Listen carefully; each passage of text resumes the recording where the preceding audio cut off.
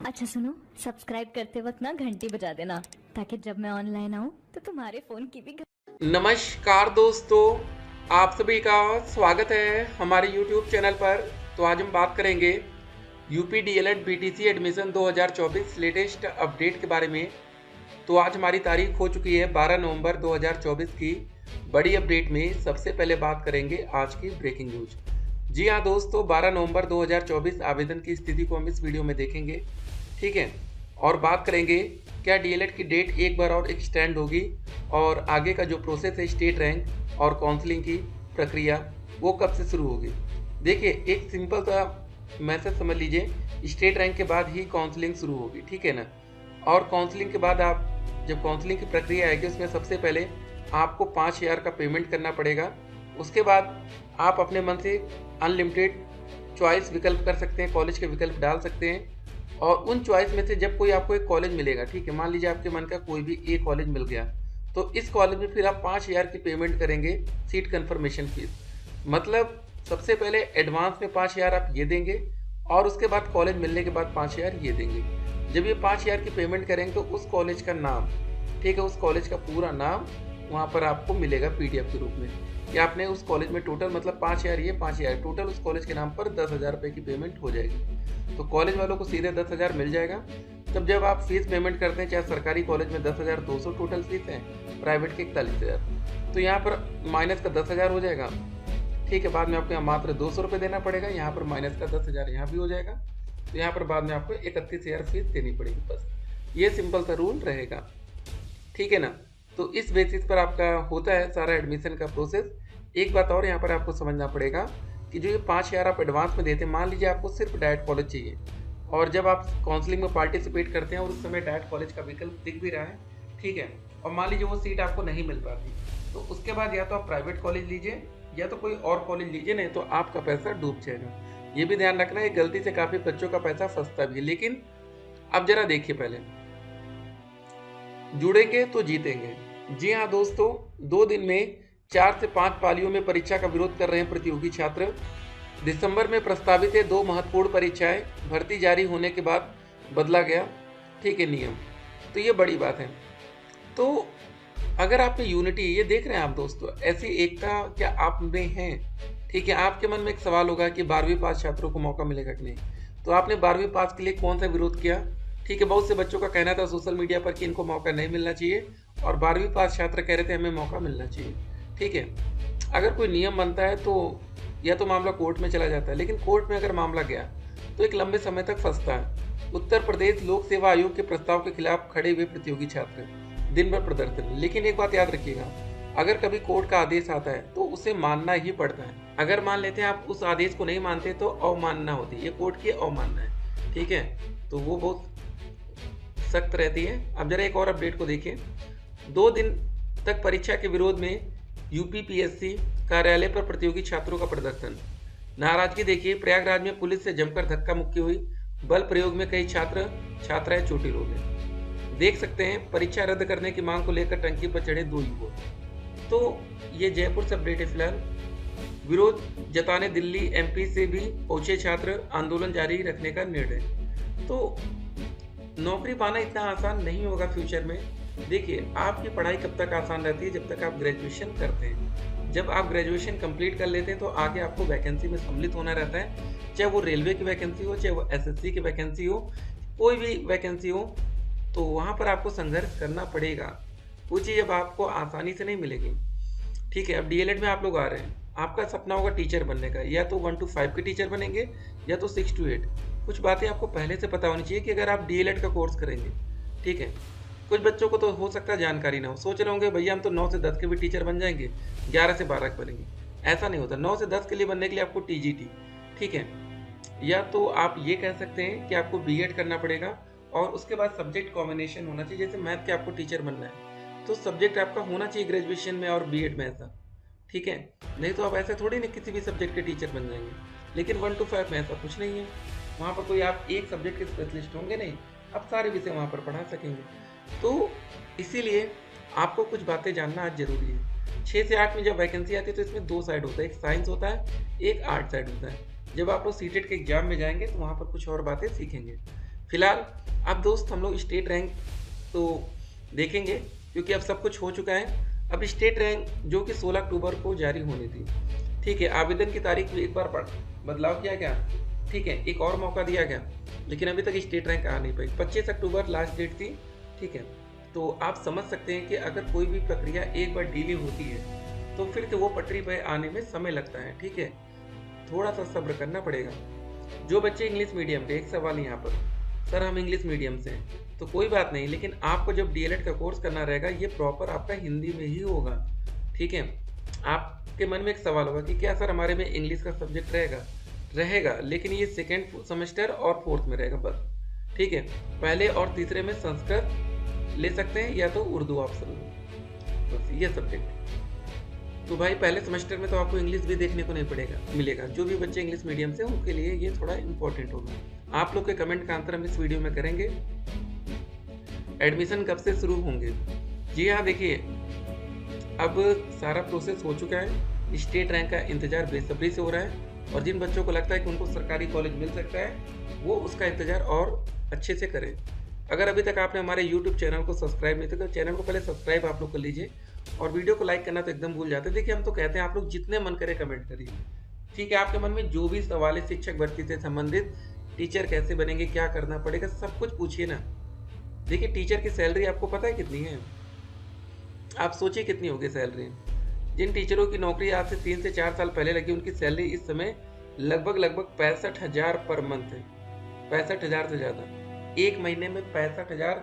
जब मैसेज आएगा ना 1 तारीख या 2 तारीख को आपको हर महीने 65,000 क्रेडिट वाला, तब सोचिए क्या खुशी होगी आपके अंदर।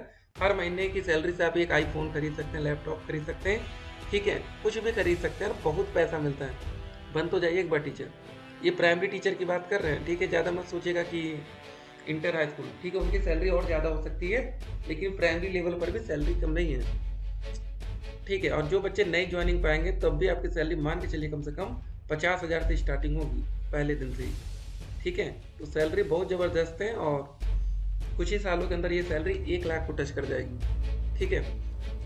तो सर कब तक आएगा स्टेट रैंक, प्लीज़ बताइए। समय लग रहा है, देखिए डेट ऑलरेडी डिले है, ठीक है ना। अब कोई अलग से इनका नोटिफिकेशन नहीं आना चाहिए, बस इसको किसी भी वक्त किसी भी समय 24 घंटे पहले अपडेट देके जारी कर देंगे। Thanks for information. Sir UP में कौन सा डाइट के लिए कंपटीशन ज़्यादा रहता है और उनके लिए कैटेगरी वाइज एक्सपेक्टेड स्कोर बता दीजिए। अब आपके मन में एक सवाल होगा, सबसे ज़्यादा बच्चे कौन से, ठीक है, डाइट में जाएंगे, जो टॉप मेरिट वाले बच्चे होंगे कौन से ज़िले में जाने की कोशिश करेंगे। तो देखिए दोस्तों, एक तो लखनऊ डाइट है हमारा, दूसरा रहेगा प्रयागराज, ठीक है। नंबर 1 पर आप लखनऊ को ही रखेंगे क्योंकि राजधानी हमारी वहाँ, तो यहाँ पर कंपटीशन थोड़ा सा और अच्छा रहेगा, क्योंकि जो अड़ोसी पड़ोसी वहाँ के लोग रहेंगे ना, देखिए सभी बच्चे राजधानी की तरफ जाना पसंद करते हैं, ठीक है। तो इसलिए वहाँ की थोड़ी सी कट ऑफ ज़्यादा जा सकती है। एक्सपेक्टेड कट ऑफ क्या हो सकती है जनरल कैटेगरी के लिए? 230 से लेके 240 प्लस। 240 से ऊपर जाएंगे तो आप सेफ जोन में आ जाएंगे। ओबीसी कैटेगरी की हम बात करें तो 225 से लेके 235 प्लस। एससी कैटेगरी की बात करें तो 215 से लेके 230 प्लस। अगर यहाँ पर हम ईडब्ल्यूएस कैटेगरी की बात करें तो 225 से लेके 235 प्लस इसके लिए भी। और दोस्तों एसटी कैटेगरी की बात करें तो 200 से लेके 210 प्लस। बाकी अन्य सभी कैटेगरी में 200 से लेके 210 प्लस, ठीक है। तो इतनी कट ऑफ जा सकती है। सर मेरे डीएलएड में रजिस्ट्रेशन नहीं किया तो क्या डीएलएड कर सकता हूँ या नहीं? तो एक बच्चे का कमेंट आता नहीं। तो देखिए इसका आंसर 2 तरीके से, बिना रजिस्ट्रेशन के आप किसी भी नॉर्मल कॉलेज में एडमिशन नहीं ले सकते, ठीक है। लेकिन कुछ ऐसे कॉलेज होते हैं जो माइनॉरिटी के होते हैं, वहाँ जाकर आप, लखनऊ में कुछ ऐसे कॉलेजेस हैं, ठीक है, वहाँ पर आपको एडमिशन मिल सकता है। लेकिन उसके लिए आप मान के चलिए आपसे कॉलेज में डबल या ट्रिपल पैसा वसूला जा सकता है। जो आपकी फीस लगभग 1 लाख लगेगी 2 साल में, वहाँ पर 2 साल के 2 लाख या 3 लाख रुपए तक की डिमांड हो सकती है। ये डिपेंड करेगा कॉलेज में एडमिशन किस प्रकार से आ रहे हैं। नहीं तो कभी कभी वही सेम रेट पर भी आपको कॉलेज मिल सकता है। मान लीजिए सीट खाली जा रही है, सर अगर एडमिशन जनवरी में होता है तो स्कॉलरशिप की डेट निकल जाएगी। देखिए अब तो कुछ कहा नहीं जा सकता, इसके लिए आपको सब्र ही करना पड़ेगा, ठीक है ना। सर मेरा 242 से क्या मुझे अयोध्या डाइट मिल जाएगा? जी हाँ, EWS कैटेगरी में डाइट कॉलेजेस आपको मिल सकते हैं। Other than state counselling date बताइए प्लीज़ सर। हाँ, तो ये एक थोड़ा इम्पोर्टेंट रहेगा। जो बच्चे अदर स्टेट से आ रहे हैं उनके लिए थोड़ी सी एक इम्पोर्टेंट बात ये रहेगी, क्योंकि उनको ये कहा गया था स्टार्टिंग में कि पहले राउंड की काउंसलिंग में सिर्फ यूपी के बच्चों को मौका दिया जाएगा। उसके बाद जो सीट खाली रहेगी उसके बाद अदर स्टेट के बच्चों को मौका देने की बात रखी गई थी। 253, जी हाँ सूरज जी, आपको जो कॉलेज चाहिए भैया वो कॉलेज आपको मिलेगा। 12th वालों को मौका मिलेगा क्या? जी नहीं, ठीक है, ऐसा सही है। मेरिट लिस्ट कब आएगी? अब ज़्यादा समय देखिए लगेगा नहीं, ठीक है ना, किसी भी वक्त अब आपके सामने मेरिट लिस्ट होगी। सर मेरा इंटर करेक्ट रोल नंबर बता रहा है, सर मेरा रिजल्ट डाउनलोड नहीं हो रहा, ठीक है, आप हमें व्हाट्सएप पर मैसेज करिए, डेफिनेटली हम आपका रिजल्ट डाउनलोड करेंगे। सर मेरा 227 है, मैं सरकारी कॉलेज, ये देखिए थोड़ा मुश्किल रहेगा, ठीक है, सिर्फ SC कैटेगरी और ST कैटेगरी में ही चांस है या स्पेशल कैटेगरी। प्रत्यावेदन की प्रक्रिया कैसे करनी होती है या नहीं, देखिए आपको ये कॉलेज जहाँ से आप DLED कर रहे हैं वो कॉलेज वाले आपको बताएंगे।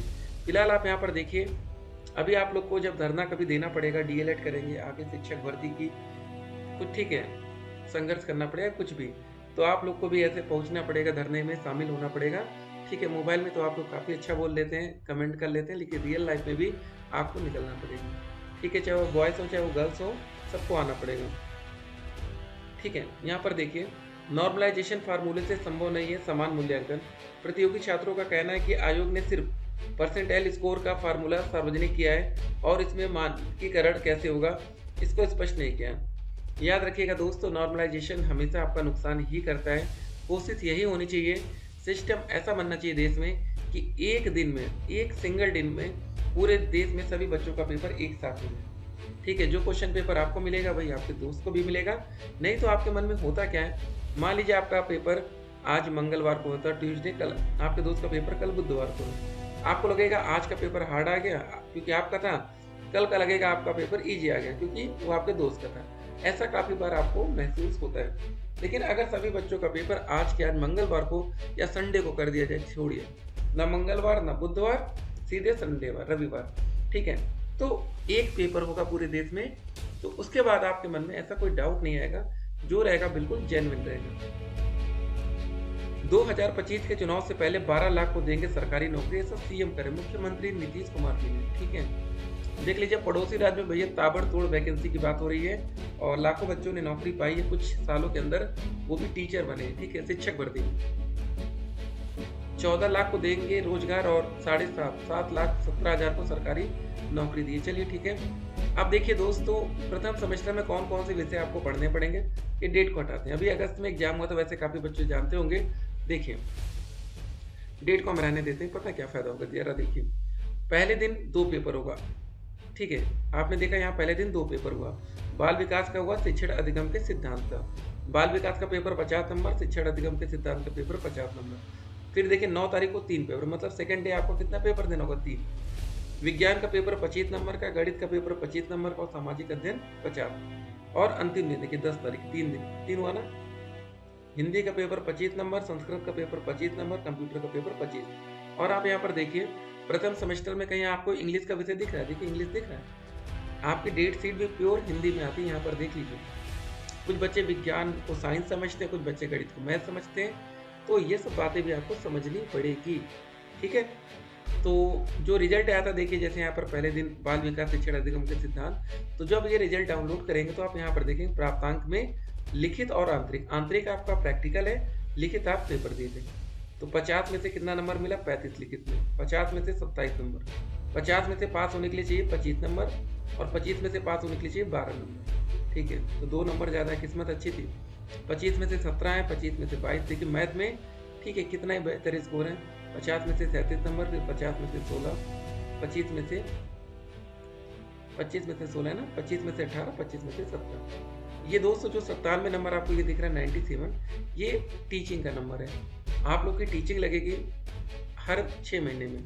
जैसे फर्स्ट सेमेस्टर में जब आप लोग DLED करने जाएंगे, जब 5 महीने क्लासेस कर लेंगे, तो जो 6वां महीना रहेगा उसमें 1 महीने की आपकी इंटर्नशिप लगती है टीचिंग। तो आप उसके लिए प्राइमरी स्कूल 1 to 5 में जाते हैं। आप अपने मन से कोई भी प्राइमरी स्कूल का चयन कर सकते हैं, वहाँ जाकर टीचिंग करनी पड़ेगी, ठीक है।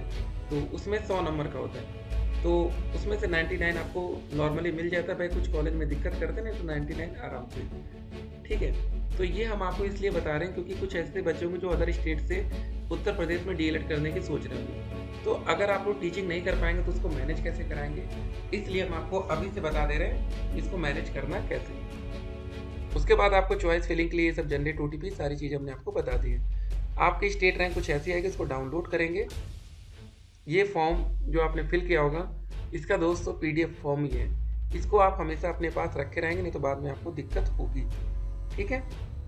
ये विज्ञप्ति है दोस्तों, आप देख सकते हैं स्टेट रैंक 1 से लेकर 20,000 ये सारी बातें यहाँ पर आपको दिख रही हैं। सबसे पहले अगर आपकी रैंक 1 से 20,000 के अंदर है तो आपको काउंसलिंग का मौका मिलेगा, ठीक है। और उसके बाद धीरे धीरे सभी बच्चों को अलग अलग मौका यहाँ पर दिया जा रहा है। 16 अक्टूबर को दोस्तों देख सकते हैं, 13 नवंबर को भाई प्रथम चरण के अंतर्गत आवंटित संस्थान में अभिलेखी द्वारा ये सब जांच की प्रक्रिया सारी चीज़ें अपलोड किया जाना था। मतलब जो भी बच्चे अगर सब कुछ सही रहता, कोई चीज़ चेंजेस ना होता, तो कल जो 13 तारीख आएगी 13 नवंबर तक पहले राउंड की काउंसलिंग समाप्त हो जाती। लेकिन क्या ही किया जा सकता है, 12 दिसंबर से आपकी क्लासेस शुरू होनी थी।